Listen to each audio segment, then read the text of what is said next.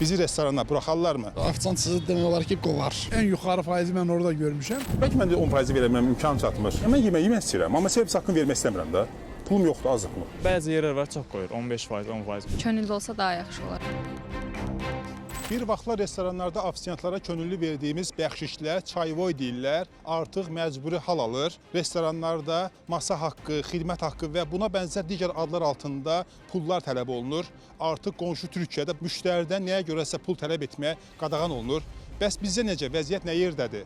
Servis haqqı verməsə bizi restorana buraxarlarmı? Azərbaycanda bir geniş yayılmış servis haqqı çoxlu insanların, çoxlu istehlakçıların, o cümlədən turistlərin böyük narazılığına səbəb olub. Məsəl üçün, şəhərin mərkəzində oğluna ad günü etdiribdi. Sonda 15% servis haqqı tələb olunub ondan. Ödəməyə məcbur olubdu. Mübahisə olubdu, deyim mən bahalı müğənni gətirmişəm, sən ona qulaq asmışsan və s. Çox yox da, normal miqdarda olsa daha yaxşı olar. Yəni, çox nə edirsin, nə qədər? Yəni bəzən faiz daha çox tuturlar. Bakıda daha çoxdur. Mən özüm Sumqayıtda qalıram, orada yoxdur elə şeylər. Məncə çox yox. Biraz az olsa daha yaxşı olar. Olmasa daha yaxşı, olsa da yəni az. Bəs olmasa siz könüllü əlavə pul verərsiniz? Aha, hə. Ümumiyyətlə verirsinizmi? Aha, verirəm. Nə qədər verirsin, mən siz deyəcəm?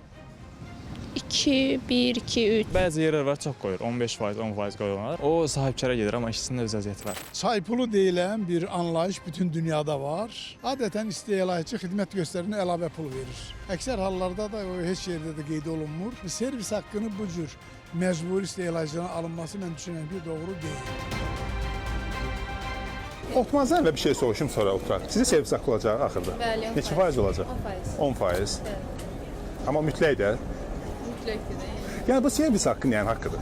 Ofisiantın yeməyə gətirməyin haqqıdır, yoxsa Bəli, məncə normaldır. qiymətlər olsa yüksəkdir, mən yüksək pul verəcəmsə, servis haqqı niyə verməliyəm? Yəni belə bir niyə məcburiyyət olmalıdır? Olmazmı mən axırda ofisianta özüm könüllü verim? Bəlkə mən də 10% verəməm, imkan çatmır. Mən imkanım yeməyin puluna çatır. 10% deyirsiniz, 10% az pul deyil də. Biz bura daxil olub yemək yemək istəyirik, amma servis haqqı deyir 10%-dir. Servis haqqını verməsək olar.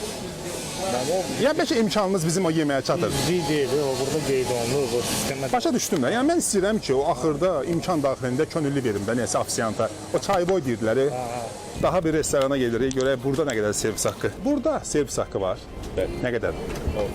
10%. Mən yemək istəyirəm, amma servis haqqını vermək istəmirəm də. Pulum yoxdur, azıq pulum. Elə imkanım çatır o yeməyin puluna, servisə çatmır. Yəni 100 manatlıq yemək olacaqsa, onu mən niyə görə 10 manat əlavə verirəm? 10 manatım yoxdur bəlkə. Yəni o menüsə yazılıbdır. Bilirəm, yazılıb. Ona görə sizdən bəri başdan soruşuram ki, mən orada oturum sonra çıxmayayım. Durğuzmayasınız ki, sənin 10 manatın yoxdur da. Yəni bu 10 manat nə üçün hesablanır? Yəni ki, ofisiantın o zəhmət haqqı, Ofisiantın da var, belə bədbəxtin də var, yəni hər hamı. yəni mənim verəcəyim o yeməkləri verəcəyim o yüksək puldan o çıxa bilmirsiniz o mətbəxin, ofisiantın haqqını yoxsa Türkiyə yanaşmasını mən alqışlayıram.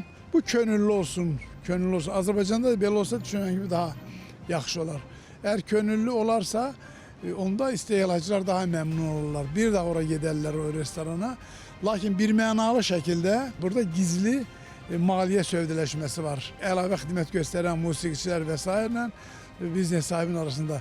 Düşünürəm ki, dövlət orqanları bu gizli əlaqəni açmalıdır və Azərbaycanda əcaib servis haqqı məsələsi yığışdırılmalıdır.